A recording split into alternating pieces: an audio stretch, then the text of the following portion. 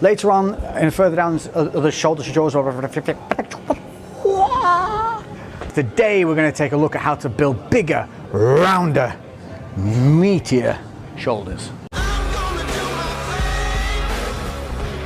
So when we all hit the gym, one of those iconic body parts is the shoulder. It's the part that we all crave because it helps create that V taper. It helps fill up your sweatshirts, your t-shirts, lets you look better in a vest. But it's also one of the worst worked, in my opinion, for the fact that people tend to overwork certain areas and underwork others, and as a result end up with a very lopsided, kind of pronated, lacking shoulder development. So today we're going to take a look at the front, middle and rear so that you've got that big, thick, full looking shoulder that'll stick with you for years.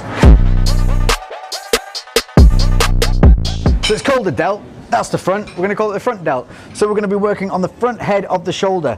And a great one for this, obviously, as we all know, is a pressing motion. Compound standard for this is the overhead press with the bar. A lot of us neglect this because we get so focused on dumbbells. But there are a few intricate little things that you need to do to make sure that you're getting the maximum from this exercise and minimum risk.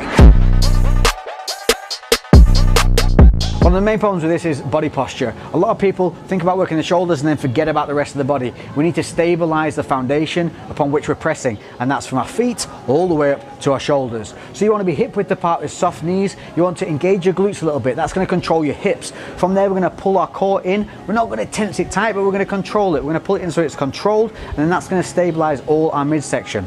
From there, we're going to grip just over shoulder width apart, keeping the elbows nice and tight.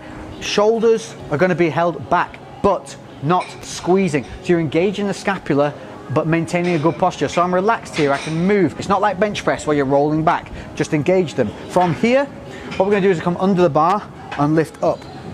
We're gonna need to clear our head out of the way. So as you drive up, what you're gonna need to do is put the head back. Then as it clears the head, you're gonna bring the head back in a straight line and then press up and over. So now we're kind of linear from bar all the way down to our feet. The bar's not too far behind us and it's not too far in front of us. This is a stable way of doing things, clearing the head in and out of the way. So as it comes back down, you clear the head out, keeping those elbows nice and tight, then drive back up and through.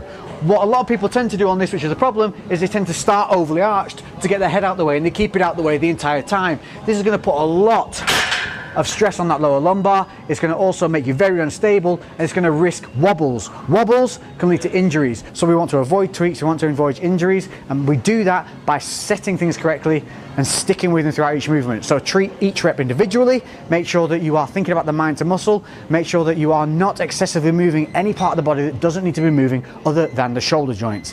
So with overhead press, this is a compound movement, this is where you're going to get some weight on there. But if you're not used to doing this, start light, go slow, fight the negatives. You're going to feel all this on the front head of the delt. It's going to be very focused, but it's also going to be very taxing on the cardio, on your breathing. So relax, press, and I promise you, over time you'll see progression, increase in strength, increase in growth, and increase in stability.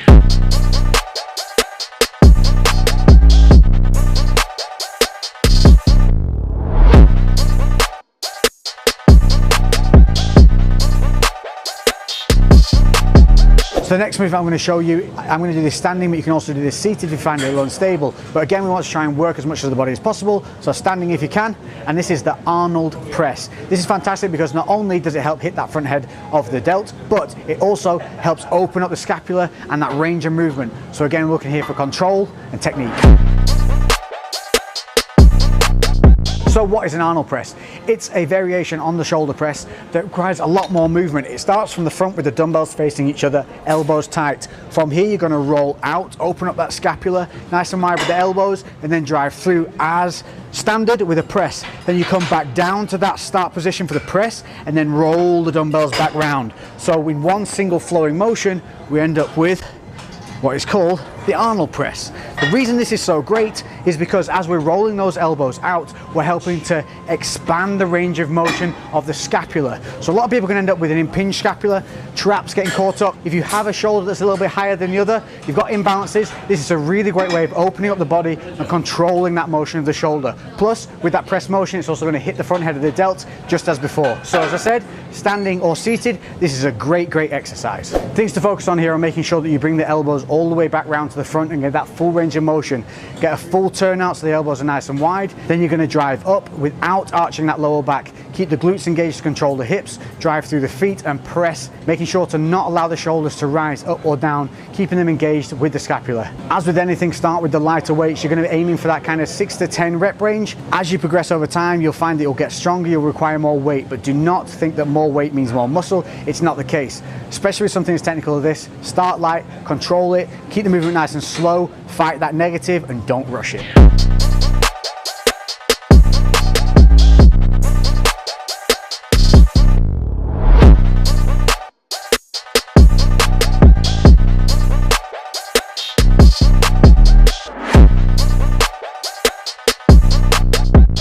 So now we're going to concentrate on that lateral head of the shoulder, and with that comes lateral raises. This is one that often is done very, very wrong. Make sure to check my previous video if you haven't. Also guys, if you like the video so far, don't forget to subscribe and hit that notification bell so you don't miss any of these uploads. But let's get back to this lateral raise.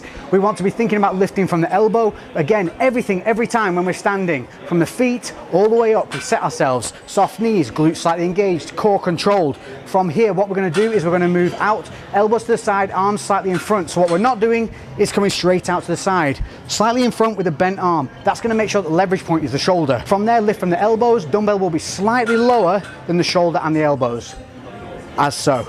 And you can see the finishing point, dumbbell is slightly lower, not up here, here. This keeps the leverage point on that shoulder. Slow, controlled, fight the negative, avoid pigeon necking, relax your traps. To relax your traps, relax your neck. That's as simple as these can be made. It's a light exercise. Don't try and go too heavy, because then all you end up doing is shrugs. So another variation for this is, especially if you find that you've got a little bit of pain in those shoulders and things, this is a great way of alleviating that. Plus, you can do this version a little bit more straight armed. Find anything that you can kind of hang your body weight off that's going to be very stable and make sure it's not going to tip when you do so. You're going to fully extend the balancing arm. You're going to lean in with your feet, so the whole body is now at an angle. I'm quite relaxed here, but what I'm also doing is making sure that I'm engaged from my feet up, so I'm keeping those hips forward, controlling my core. From here, I'm simply going to lift out and up to a straight point. But effectively, if I stand up straight now, you can see it's still actually at an angle. So we're keeping the load on the shoulder, lifting up to shoulder height, straight arm out to the side. You're going to repeat this. Again, we're looking for that 6 to 10 rep range, so you can do a little bit of pausing at the top, delayed negatives, don't try and go too heavy. Once you've done one arm, move on to the next, but then straight back to the other arm. If you're doing individual arms at a time, you don't need those rest periods. So move from one to the other, keep the focus, keep the blood flowing. Again, it's light, 6 to 10 reps, a really nice movement, especially if you've got any shoulder twinges. So there we go, we've covered some of the good front and medial exercises, but we're not done, and this is where most people are done, and that is because we need to hit that rear delt, and this is the one that gives you that side depth. This is the one that when people look at your shoulders, they think you have a big shoulder because you have this big head here, this rear delt head, so that when we get that pose from the side, you can see it pop right here. So it's so vitally important. Like having big arms, you need big triceps. To have big shoulders, you need those big rear delts. And the problem with that is a lot of people know the exercises they should be doing, but in order to hit them properly, to make them hit that muscle, you have to be very, very technical. And we're going to cover that now so that you can go forward, making sure that you are getting everything out of the effort that you are putting into hitting these rear delts. We're going to look at two of them, and these are the cable-based movements. The reason I want to go through these is because they're the easiest ones to control and get used to this movement on. Later on in other shoulder tutorials, we will cover some more variations that you can use with dumbbells, but there's also a video already up on shoulder workouts, so make sure to check that back on the channel, and it shows a movement called the WYI. So check that video out, I'll link that in the description because that is a very good one, especially if you have scapular issues. But for now, we're going to concentrate on two pulling motions on the cables. The one that you will know, and that's the face pull. And this is where you're using a rope and you're going to pull it through to your face and squeeze those delts to the back. The problem here is a lot of people just end up pulling through, and what they're actually working is kind of their traps and a bit of their back. We have to think about this as almost a rear double bicep. So what we're trying to hit here is, you see this kind of bear claw here that we get at the back of the shoulder? That's what we're trying to bite. You're trying to feel it right here. So as we come back, what we want to do is pull the ropes here, and then we're going to push our knuckles back and over the top. That's going to help us really bite down on those rear delts. You also have to think about relaxing the traps, and to do that you need to relax the neck. So relax the neck, pull through with the knuckles and squeeze them over the top. So you can see it's almost like a rear double bicep that we're trying to do, but we're not contracting the biceps, we're trying to keep all this relaxed. Think of the arm as a meat hook at this point. From there's two ways that you can go back on the negative. You can go back keeping the scapula engaged, or you can release the scapula. Now releasing the scapula is more technical because it means you're gonna have to return the scapula to an engaged position prior to squeezing back. So keeping the scapula engaged, as we come back, you wanna roll it and squeeze, and then don't let that shoulder move forward. If we release, prior to pulling, we want to re-engage the scapula and then follow through with the pull. So to start with, do it as a double motion, scapula, pull. But by the time you get good at it, you should just be a flowing motion all the way through. So that is the face pull. It's a complicated exercise, even though it looks simple, but try and feel those bite points. That's what's going to be important. So if you have a spotter, if you have a partner, get them to put their fingers right here and think about where you should be contracting and start creating that mind to muscle.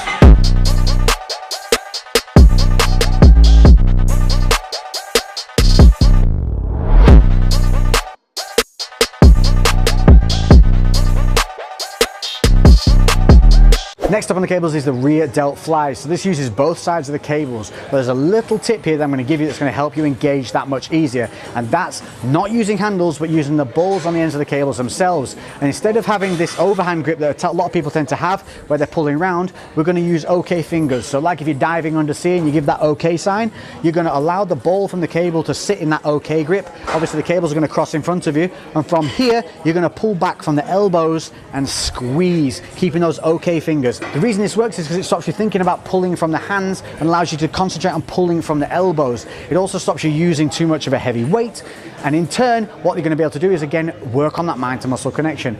This is a really nice motion, but a couple of the errors that people do on it as well are allow the elbows to dip, so they end up pulling from top to low. We want to avoid that. We want to try and pull around in an arced motion. And that's kind of it. If you get all those right, you should feel this really bite down on that rear delt, and by the time you're finished, when you look to the side in the mirror, you should see a really nice big pump on that rear delt, and on those back biceps, you'll get that nice little bear claw. Wah!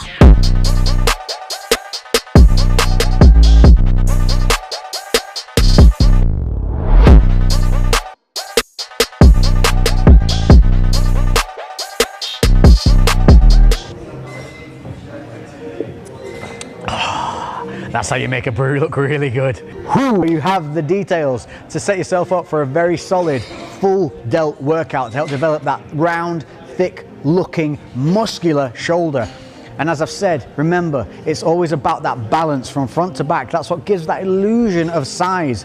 Remember, it's the details that create these illusions. And a lot of times when you're seeing people who you think are kind of big mass monsters or massively out of your realm of reality, it's not usually the case. Usually it's just a well-developed, well-balanced physique that gives that illusion of size, and that's exactly what you want from a shoulder workout. This is the bad boy. This is the secret maker. This is your money maker that gives you that depth from front to back. It's super easy to build that front. It's a little bit harder to build the middle, but the back is often a big neglected issue. So if you look in the mirror and you find yourself looking a little bit like this, a little bit pronated, chances are that you're overworking that front delt, not engaging the scapula properly, and not working the rear. So we're going to focus to create that delt illusion. Rear delts, scapula, control, mind to muscle, and making sure that we're working front to back. I hope this has been useful. If you've got any questions, hit me up in the comment section below. I do read them all and we will answer. Guys, if you see a question you know the answer to, feel free to help each other out. Don't forget to hit that like button.